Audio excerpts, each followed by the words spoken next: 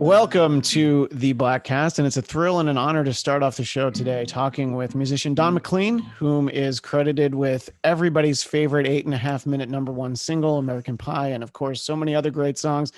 Thanks so much for taking the time to talk to me today, Don. I really appreciate it. I'm happy to be here. Nice to talk to you. Now, you're originally from New Rochelle, New York, and That's while I correct. grew up in rural Orange County, New York, and then I went to Marist College in Poughkeepsie, and Oh, one of these Marist, a things. very good school. Yeah, one of these things that we were always aware of was Pete Seeger's Clearwater. And as I was reading Yes. about you, you were actually part of the original crew of that. And I kind of wanted to Yeah. start off talking Oh, about that yeah. because that was so important to, I mean, for people that don't know, Marist College is literally right on the Hudson River. So it was something we were Yeah. very cognizant of. Yeah. Well, Marist is the Marist brothers. I guess they're an order of teaching order. I don't know if they're still around, but that's why they call it that.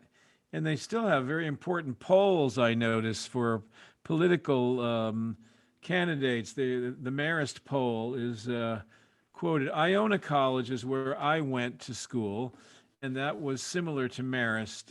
It was Irish Christian Brothers taught there. And I was a middle class white boy from a middle class white suburb um, of New Rochelle. Actually, it was Larchmont Woods, which was a very nice area, and it had a lot of woods around, like 60 acres of woods. And that's what got me started loving the woods and loving nature. And from that point on, I never really wanted to live in the city and didn't want to work in the city. It changed my whole life, basically. I always had property, and now I have 175 acres in Maine, where I would get away from people and be in the forest with nature. And this is an interesting thing because in getting to know Pete Seeger, he was the same way. He had a writer that he loved as a young man, a kid really, who wrote about being outdoors and surviving. And there are pictures of Pete with a loincloth and a bow and arrow. That really was him. And that was me too. I would wear like Tarzan clothes and be in the woods with my bow and arrow. So we had that in common. And I loved him, and I loved the way he thought, and I loved the music he sang, and I liked the fact that he was independent, and it was the power of his mind and the selection of the songs that he had. I would write him when I was in junior high school, I think, and started writing him when I was 12 maybe, and he would write me back. It would take him a year, but he was very busy. But he always answered all his letters. And one thing he said to me was that you never want to have a set list, you want to have idiomatic mastery so that nothing throws you. You know what to do all the time because you have so many different ways that you can go. And I remember that there was a tour he did with Arlo Guthrie of some big places, maybe in the 70s. And Arlo had this set list, and he would do the same songs every night. And finally, Pete went nuts. He said, "Like, take that off your guitar. I don't like that." He really doesn't usually go. He didn't usually criticize anybody, and he certainly liked Arlo, but he said he didn't like that. So it was, let's get out there and sing and see what happens next. So that's my approach, and I learned a lot from him. But anyway, one day, living in this very white upper class place and going to college, I saw a little advertisement for a Seeger on the Hudson singing for the Hudson River Sloop. This was about 1966. I was a sophomore in college. So I got in my car and I drove up there and I went to a place on Route 9D called the Osborne Castle. And there was this replica of a boat that had been made by a bunch of volunteers out of plywood and a stage and maybe 100 people. And there he was singing about, the river and this and that. And I met him and started to get involved directly with him and the Hudson River Sloop in 1966. And that continued on until I got out of college. And then by that time, I had had numerous involvement with them, playing at different things and fundraisers and whatnot, and got to know Seeger better and headed up, instead of to New York City, went up to um, Cold Spring, New York, and Garrison, New York, right where that first show had been on Route 9D. And I, I was in a little house there. And then Seeger noticed me and started taking me with him to sing for people, started introducing me to anybody that he could. He was very generous that way, and in every way, actually. Um, so the boat had not been built yet. This was 66, 67, 68. In 69, the boat got launched, and by that time I was full time up there all the time. And he asked me if I would come and sing with some other guys, and he had this little group called the Sloop Singers. And so I was part of that, and took us around everywhere. That was what he was taking around, a little group of singers. It was like a floating folk festival, because Yeah. each one would sing a song, or we'd sing together. And we worked out things as we went along. We had sea shanties and so on. So, and then we got involved in the actual nuts and bolts of building this organization, which involved little concerts down by the riverside, where the boat would come. Now that it was launched, it would pull up at some place where nobody ever had been before, and we'd cut our way through the undergrowth and managed to get some generators in there or whatever, and get a microphone on a little stage, and people would come down, and those were the first little shows that were put on in order to. The idea was to get people to the river bank, which had been cut off by the highways there, and that was a main thing that Pete was interested in, is getting people to love the river and experience the river. And again, this love of nature, which I shared with him. So this was terrific time for me in my life.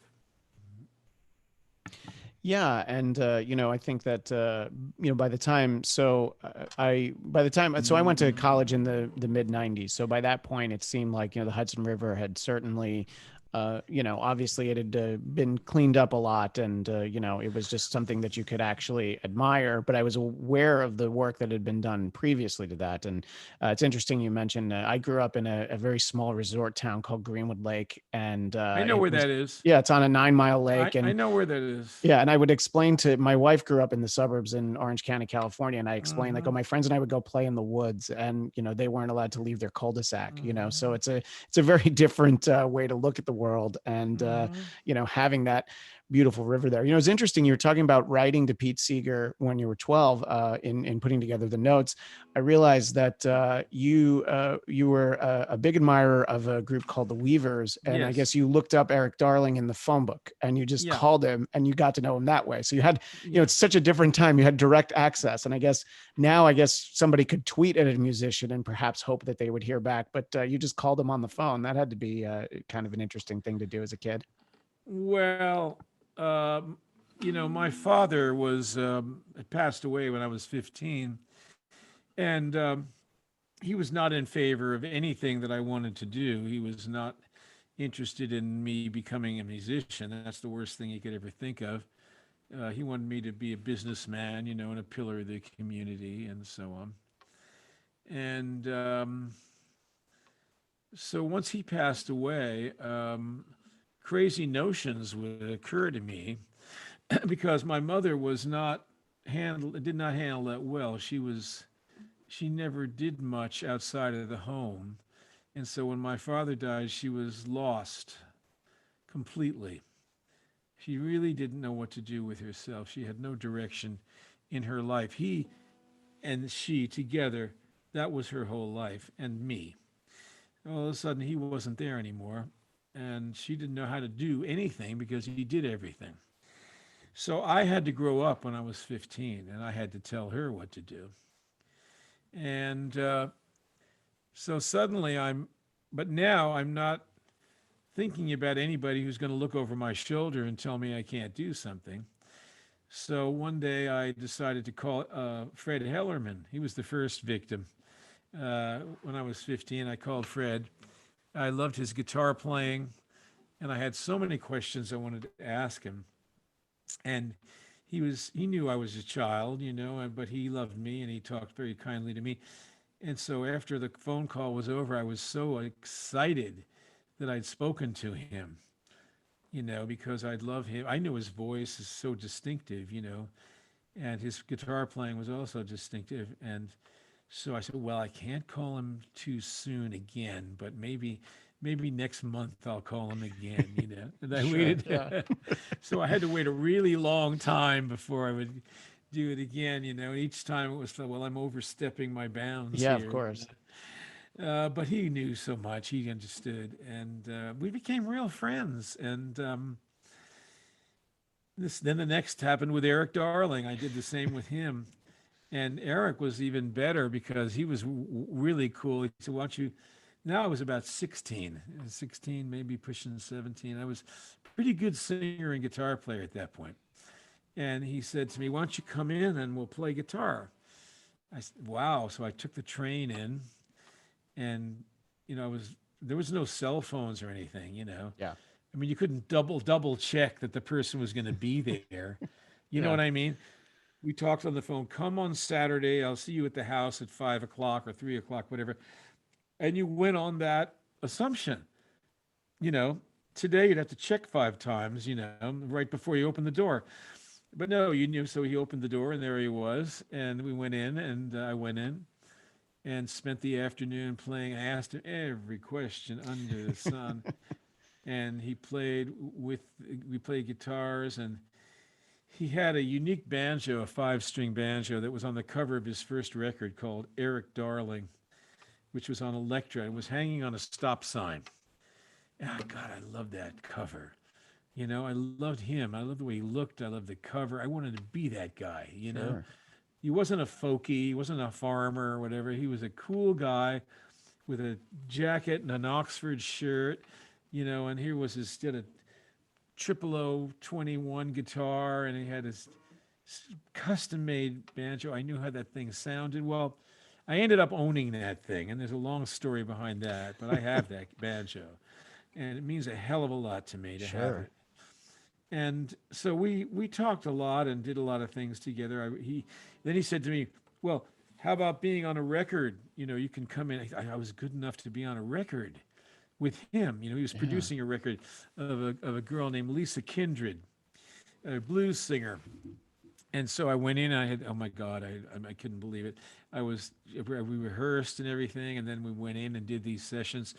So in short, what was happening was that I was learning that by doing a proactive thing, that I could make things happen, rather than sit back and think, oh, I can't do that, or that would never happen. Oh my God, I wouldn't want to do that. But by breaking through that wall, I found myself in his living room. And then I Yeah. found myself in the studio with him. And that's been the story of my life, just moving on and making things happen that I have in my head. And the next thing I know, I'm with Seeger and the boat's going and we're doing all this stuff. And I followed through on it really till the mid 70s when I sort of moved in a different direction from all that. But I helped them a lot, and I hope so anyway, Yeah. and loved every minute of it.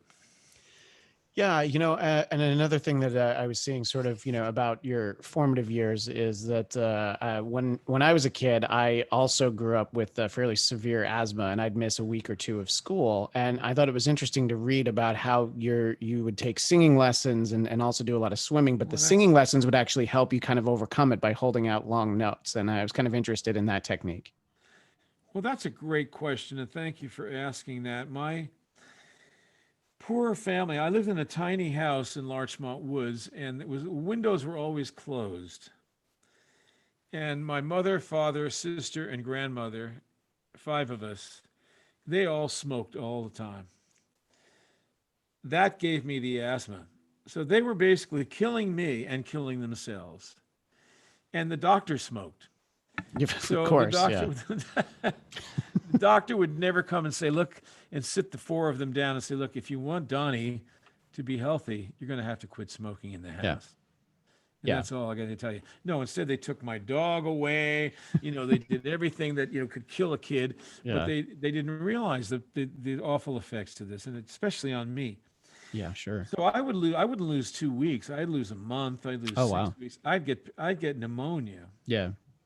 and this would happen several times a year, in the spring and in the fall, and any time in the winter. You know how that cold weather can trigger Yeah. something, and there's a lot of things like that. So. Um, and then I grew out of it. The way you grow out of it is sometimes you grow out of it and sometimes you don't. If it's bronchial asthma, your bronchial tubes probably are twitchy and too small. And what happens is when you mature, they grow bigger and then they can handle it better and they don't shut everything down. But I remember, so therefore, from the time I was 15 or so on, I never had a debilitating attack, but I still have a problem today. I still get tweaks, and the air out here in California there's a lot of particulate matter, which and a lot of sulfide coming from the Salton Sea. Sometimes it'll bother me, and I have to do something. But what I want to say to you is that it was the combination of coming into um, young adulthood and breathing better, and at the same time learning about singing and that and the working with the swimming team, the brutal workouts in the sound in the summertime for about 5 years, and the coach of Orienta, which won a lot of state champions county championships, was the coach of West Point. So he was used to dealing with the finest young American men and athletes. He busted my ass every summer. I did these unbelievable workouts, and I got healthier and healthier, and stronger and stronger, and that led into the singing.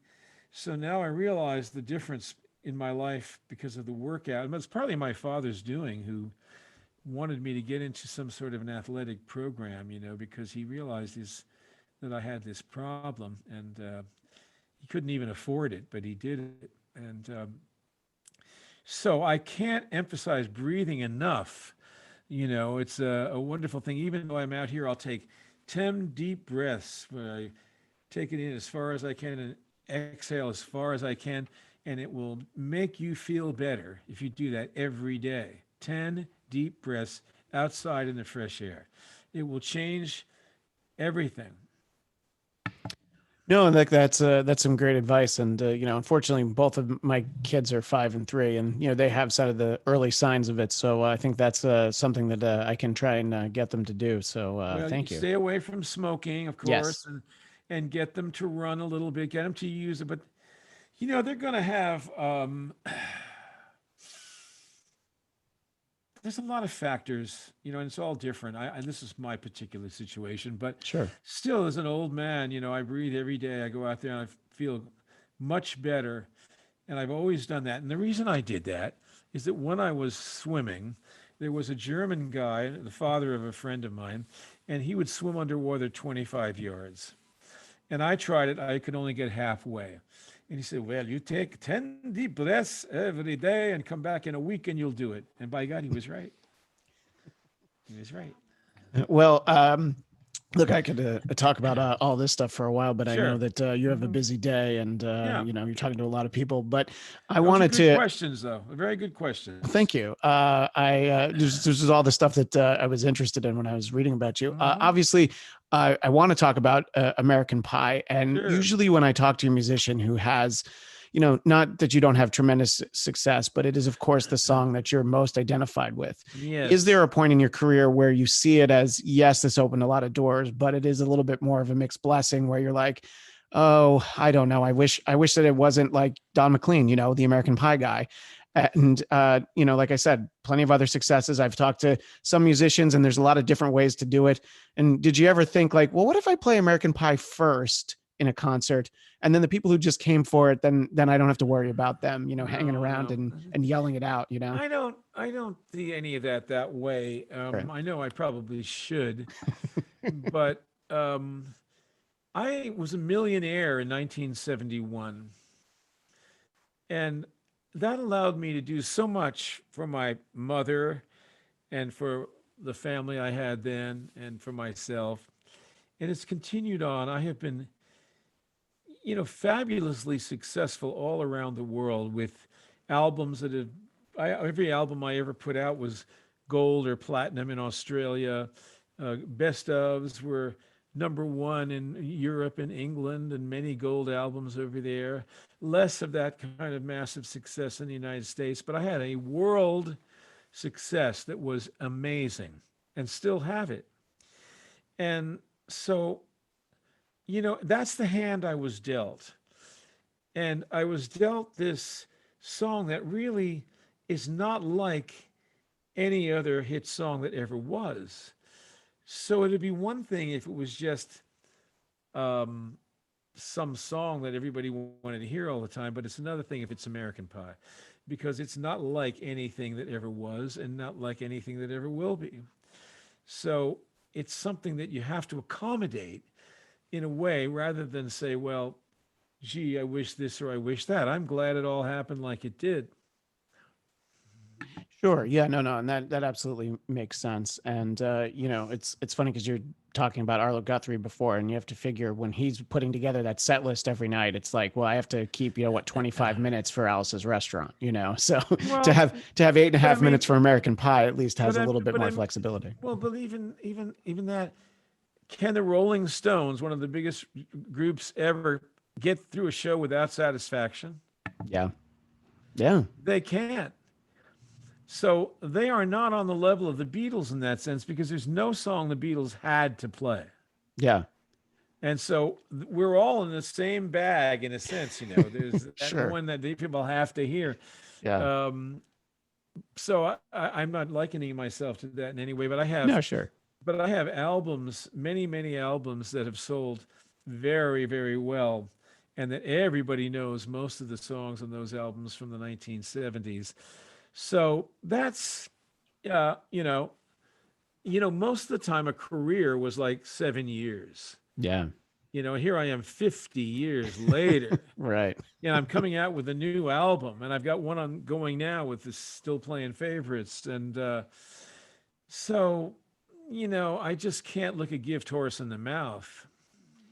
Yeah, no, absolutely. And, I've always been impressed at how you've largely left other people's interpretations of what the song means. You've kind of just left it stay out there. And I think that I can appreciate that because a lot of times whether it's a songwriter or a filmmaker, when they say, well, here's what it means, a lot of times you're like, well, that's not what Yeah, it meant to me, yeah, right. you know? Well, one of the things that I'm doing, which is why participating in this 50th anniversary extravaganza about the song and the album American Pie, is because I have eyes on building the trademark of American Pie. Normally, if I were in a mindset such as you just referenced, where I was trying to downplay it and upplay other things, I wouldn't do that. But I don't want to do that. Yeah. I want to build American Pie into a brand that is on a lot of stuff. I've trademarked that years ago. And now, and since this pandemic, there has been a devotion to doing this. I have this website, Don McLean YouTube website.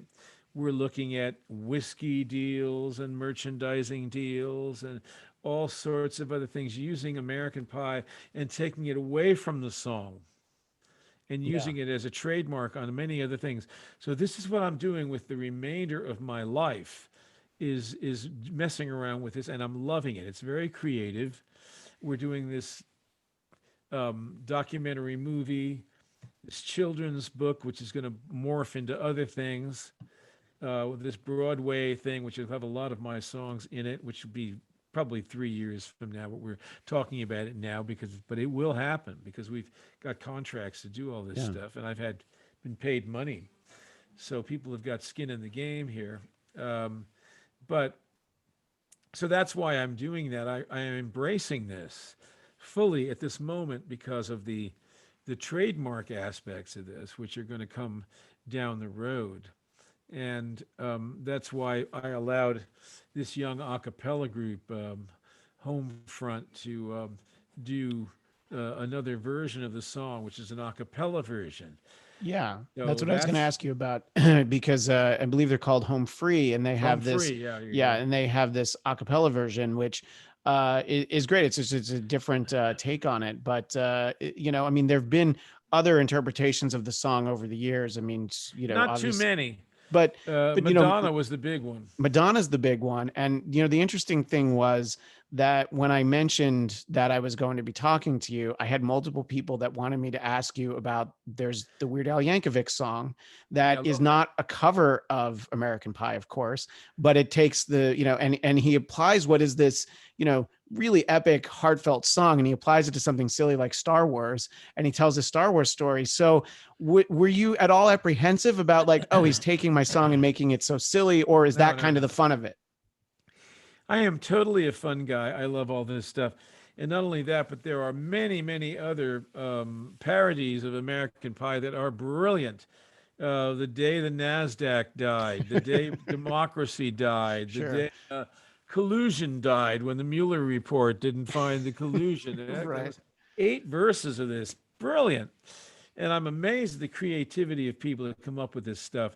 No, Al is a terrific guy, and Yeah. he did a great job with that. And it's one, but you see, the great thing about it is that I own it.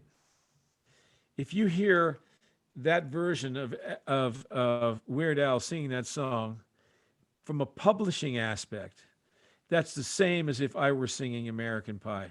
Oh, okay. Yeah. That's So these are all versions of American Pie that get out there and explode this copyright. yeah. So when Madonna sings that song, it's as if I'm singing the song. Well, not to get so bogged down into copyright law, and I know I only have a couple more minutes with you, but did you own the phrase American Pie when they made those teenage comedies called American Pie, or does Yeah, that? I trademarked that phrase back in 1986. Wow. That phrase, Starry, Starry Night, My Name, The Day the Music Died, and Bye Bye, Miss American Pie. So they basically tried to flick me off and go ahead with the movie, but they did acknowledge the fact, there's such a thing as a secondary connection to something. Sure. Yeah. And Don McLean and American Pie are very connected. So I would have a case against them that somehow I had encouraged or approved of these movies. And they knew that, but they weren't letting me know that. Anyway, I hired a very powerful lawyer in Los Angeles and I'm still getting hundreds of thousands of dollars from them with each new movie they release to video or Yeah. whatever. And they've done a number of those directly to Oh yeah, video. they've all paid Yeah. off like a slot machine. Well, But honestly, that's like what I like to business. hear, though. I love the fact that they had to pay you, for using that phrase. Well, it was kind of nerve wracking because they can also turn around and sue you. But Sure. so you got to be willing to take the heat. But I have had many, many. I am proud to say, and I'm not a litigious person. I have had a lot of success in court against a lot of big people, and therefore the result of that is that I own all my songs. I own all the publishing on all my songs, and I own most of the masters that I've recorded. And if I don't own them, I control them. For example, nobody can do anything with the American Pie master unless I say they can. which Even is though, which so many musicians don't have that luxury. You'll hear about so many bands will actually re-record their best known songs because they don't have those masters, and they'll try and sell the re-records to like commercials and stuff. No, don't buy the original version, buy this one. So right, and look, that's and right. I think that I don't know how many of your contemporaries in the early 70s had this good business sense, but from the way that you hear these stories, now most of them didn't. So Well, I was managed by somebody who was trying to lead me in the wrong direction a lot of the time. But I did go to school for finance and for business, and I can read a contract. Sure. And I got a degree in this. I have a BBA degree. And so I can read stuff. I know what's going on. You know what's amazing is like people out there would be really amazed to know that the Beatles were on a 3% deal with EMI Records. EMI Records made 97% of the money. Wow. They made 3%. That was the industry standard in Yeah. the UK. You imagine those cheap Brits, taking advantage of every act they had. 3%. I'm still on a 10% with United Artists and Capitol and all that. But on albums, well, I own the albums, but Sure. it'll be 20, 25% now. But you tell Paul McCartney, I mean, I guess they renegotiated something, but they really have you. And the publishing, and the thing about it is the old record business was wonderful for them Oh, because for them, yeah. the artist would pay to make the record. So they'd front you 50 grand to make your album. You'd make the album, they'd own the album, and you would have to pay the 50 grand back to them at a rate of 3%. All right. And Right. then you'd get paid your artist royalty, but they'd still own the record. Yeah, of course. You weren't buying the record back. You were just getting square with them so Yeah. that they would give you a royalty payment from that point forward. So it's Yeah. unbelievable. Well, it's fascinating. And, Yeah. because, as weird as it was when Prince changed his name to a symbol, when Uh-huh. years later they explained that they did that because he hated his contract so much and he didn't want to put himself out as Prince, you're like, oh, actually, it's brilliant. It seemed obnoxious and weird, but you're like, no, no, no. He just wanted to have some of his money. Well, I Uh, mean, it shows you how much people go through. I mean, look at John Fogerty, look at Bob Dylan, who was yeah. in court for years with his manager, and the trouble that they can put you through. I had this manager, he sued me, I kicked his ass. In 2 years, he was out. And I've never had Uh, anybody suing me or messing with me or sending me these kinds of, it messes you up. yeah, I love that. Don, do you have another interview that you need to get to right now, or do you have a couple more minutes? I don't want to Do I keep you have a any couple more longer. minutes? Yeah, I have a couple more minutes. Yeah. Okay, great. So I want to circle back to American Pie because Sure. obviously there's the aspect of it that isn't really up for interpretation. The day the music died, obviously being Correct. the day that's coming up a couple days from Hmm. today when you and I are talking. This really this I don't know. I mean, it's obviously it's before even the Kennedy assassination, so it's this huge tragedy that somebody like me looks back on, but to think about how that happened. It was February 3rd, 1959, and today's February 1st that we're talking. Buddy Holly was only 22, Richie Valens was 17, and Big Bopper was 28, and the pilot, his name was Roger Peterson. He doesn't usually get mentioned, but so these four people who died, and it's such a sad thing.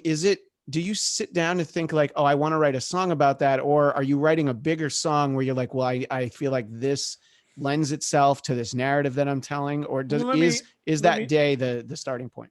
let me just put you in the proper context. Sure. John Goldrosen wrote a book called The Buddy Holly Story. Before American Pie, he could not get that book published. Nobody cared about Buddy Holly. Oh, I see. Okay. After that song came out, he published the book and wrote me a letter and said, I wanted you to know, Don, and it's published in the book about me called Killing Us Softly with His Songs by Alan Howard. I wanted you to know that had you not put out American Pie, no one would ever have put this book out. And he let me know that because he had a struggle trying to get that out. And there was finally a publisher put it out. Yeah. So that book then formed the basis for the Buddy Holly story, the movie. And Gary Busey and the producer of the Buddy Holly story came to my dressing room when the movie was hot. And they came in and shook hands and sat down. And they didn't beat around the bush. Gary said to me, Don, we came here to tell you that this movie would never have been made if it hadn't been for American Pie. Wow. I So you don't realize how little anybody cared about this, except probably John Lennon and Paul McCartney and the English guys who adored Buddy Holly and never forgot him for a minute. But he was off the charts, out of the minds of Americans. wow. That's for sure. My story is a long one, and I'm not going to could take up too much time to tell you, but I was constantly among many, many, many things. I am going in a lot of directions at once. I always remembered that and always thought about it and always felt bad physically, emotionally about it because you spent so much time looking at those album covers that, the Buddy Holly story with the black glasses and that Yeah. look on his face, frozen, and hearing these beautiful songs, and then the crickets, the chirping crickets, the five of them, looking into the sun with their guitars and hearing those guitars on the record. And this was the power of vinyl records when there no other alternative. We weren't confused with 500 TV stations and 500 radio Sure. stations, and all kinds of dreck and bloviating bullshit. It was focused. And I came in, luckily, at the very end of this vinyl. There were three main stations that played top 40 in New York. I was number one all over the world. I know what that feels like. That's like being a, that's like being Albert. It's like being Rudolph Valentino in the silent era. Right. That's what Sure. it's like. Yeah.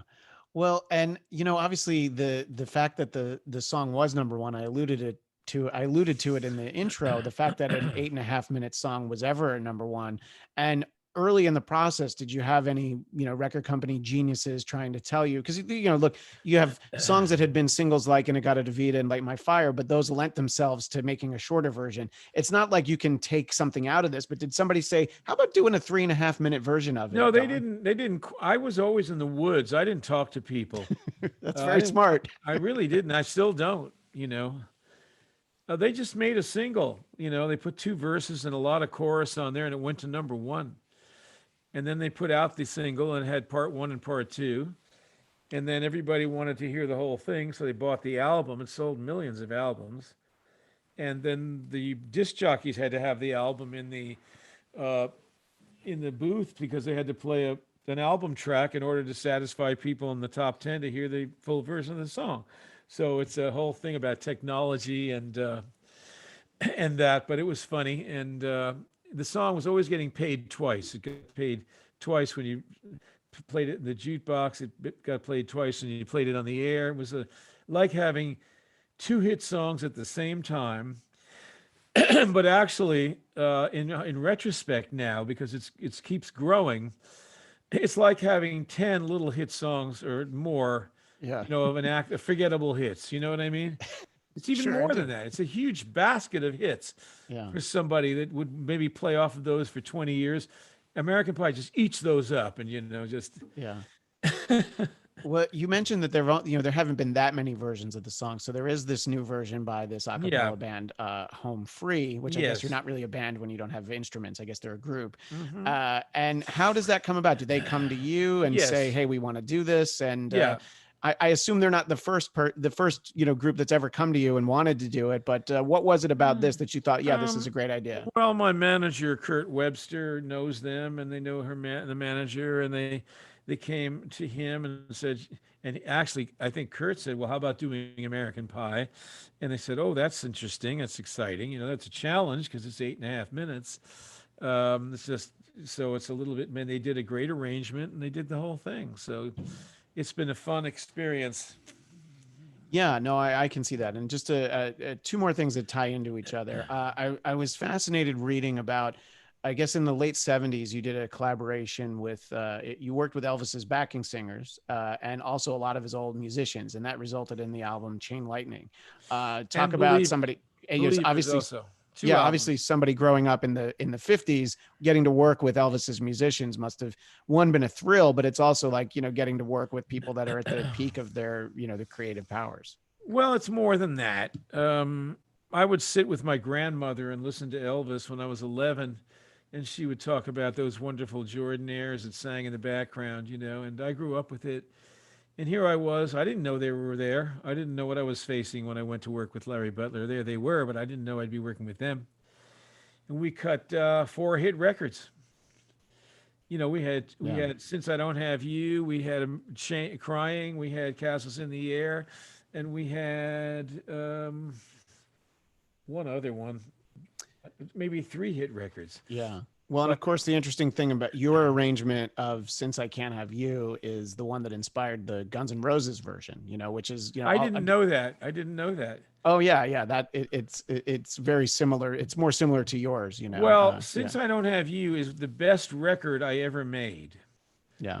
That, in my opinion, if it's the best single I ever made in my life, I just love it. And Crying is second to that. And Larry Butler did that. He's deceased now. Wonderful, wonderful a producer who made a lot of hit records. A real genius. Well, and crying, I wanted to talk to you about because obviously it's your interpretation of the Roy Orbison song, and I'm aware of Roy Orbison because he had this sort of late '80s resurgence. He had a Mm. single called "You Got It." He was in Yeah. Traveling Wilburys. He was in Mm-hmm. the David Lynch movie Blue Velvet, and Mm-hmm. sort of he had this great one last kind of hurrah at Yeah. the end of his life. Do Yeah. you feel like Roy Orbison gets the credit he deserves for the influence and just his ability? Because let's be honest, he didn't look like Elvis Presley, so he didn't have that level of success. So I do wonder if he didn't get the credit that maybe he deserved. Well, Roy Orbison's music um, is always going to be from another planet. And even his name, it sounds like orbit, It Sounds like absolutely does. he Yeah. always looked like he came from another planet. Yeah. Elvis was a country boy. Roy was, yeah, I don't know. Roy was like from another planet.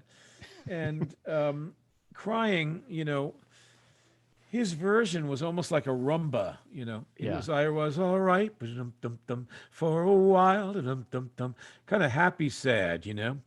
But I made it. I was all right.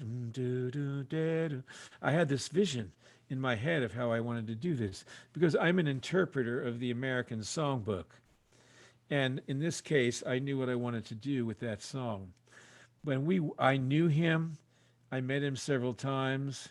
My impression of him was that he was a one of these deep American geniuses who was also very funny, but he never talked on stage, never spoke. But he was wonderful, very funny.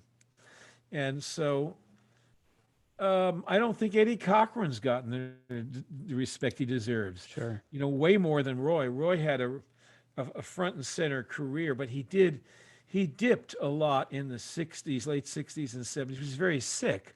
He had open heart surgery when he was in his 40s. Yeah. And so he was doing a lot of working men's clubs in the UK, and his band would have to be two in a room and all that stuff, cheap kind of tours. And Johnny Cash was doing great. They were best friends, but Roy, I think that in many areas I have been given credit, and I hope this is true, that Crying actually opened the door it was a foreshadowing of his return. If you Yeah. read that, you'll find that out that suddenly I was number 2 or number 1 all over the world, and Roy was suddenly coming back. Yeah, and after your version of "Crying" comes out, I don't know, it's within a year or a couple of years. There's the Van Halen version of "Pretty Woman," so it's So Roy is as important to my history as Buddy Holly is. Really, we're connected in that way because I they came with my musical journey of some sort. I don't know what I'm doing. yeah. I have no plans. I never planned anything. I just go with my instincts and stuff happens. And that's been the story of my life. There's never been a plan. I don't have a John Landau or a Columbia Records or some mastermind, who's, I don't have that. No, but what you do have is your publishing and your masters, so that's better than having a lot of that. That's The right. And uh, I have 4 homes on 2 coasts. So Hey, you can't go wrong there. I'm going to squeeze in one last thing because I love the sure. story about how obviously your music inspired plenty of people. I love the story though of how your song "Empty Chairs" inspired what ultimately became the Roberta Flack song "Killing Me Softly," Hmm. and I guess it was just as simple as I guess the person who wrote the words to it. Her name was Lori Liebman. I think I have her name right. Lieberman. Lieberman. Hmm. And so she saw you perform, and I saw a clip where you're explaining it. You're talking about playing at the Troubadour here in Los Angeles and what a terrible place it was to Yeah, play. awful. Awful. It's it's not Awful. much better now. I haven't, Awful. but you can get really close to the stage, which might not be Yeah. great for the performer, but it's Yeah, great for really the music close. fan. Really close. No, it was a happening place back in those days. Sure. There'd be all sorts of heavy duty English drunk actors out in the front, like Richard Harris, and always, they're always too good for America, Yeah. and they come here and say, well, as Hamlet would say, not at all, they're drinking, Wow. well, they are, they're a Look, bunch he of drank little so much, we all knew why he left the cake out in the rain. I don't get that one. Why he left what? That's all right. All right. I thought Uh, it seemed funny in my head. Yeah, okay. Well, anyway, I remember all those days, everybody coming in, doing sets, blah, blah, blah. It was a happening place. And I hated it. I was stuck there with a contract. I had to play there for several years, twice a year. But to my credit, I always gave my all. And that one day she was there, loved the song, Empty Chairs, and went and wrote this poem. But her songwriter managers, there's a conflict right there Yeah. of Charles Fox and Norman and Gimbel. Norman Gimbel and Charles Fox were her managers and her songwriters for a project, right? And Norman Gimbel, took her diary and never returned it, and then went and wrote some songs, but used all sorts of phrases and things from her Oh, diary and never gave her any credit, and then split from her and sued her. wow. And 20 years later, 30 years later, 40, I don't know how many years, he comes after me and tells me, how come you're pretending that you're involved in my song Killing Me Softly? So I'm thinking this guy's off his medication, Yeah. because you got to be 90.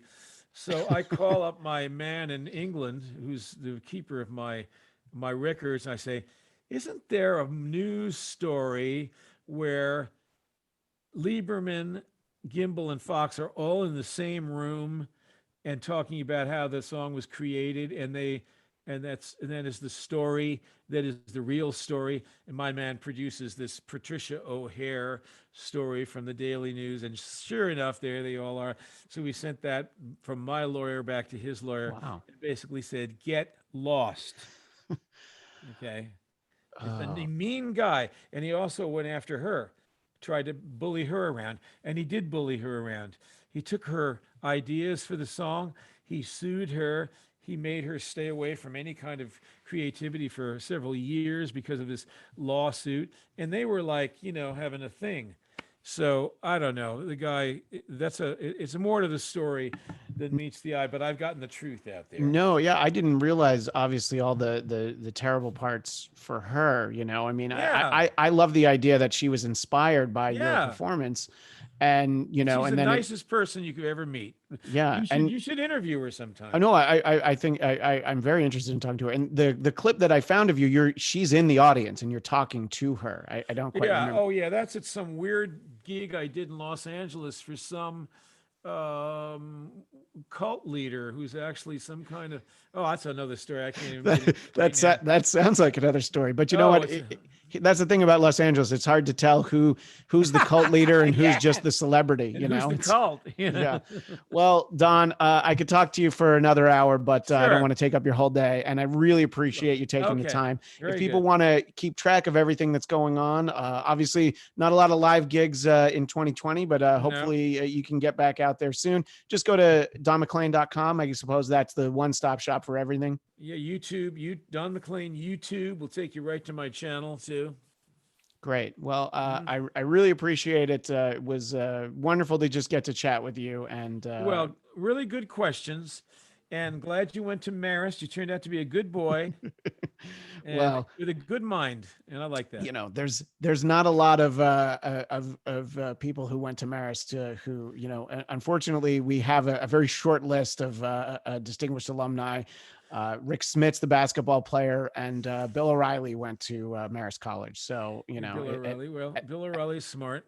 But it's a very, great school, though. It's a yeah. great school. John Platania, my guitarist, went there.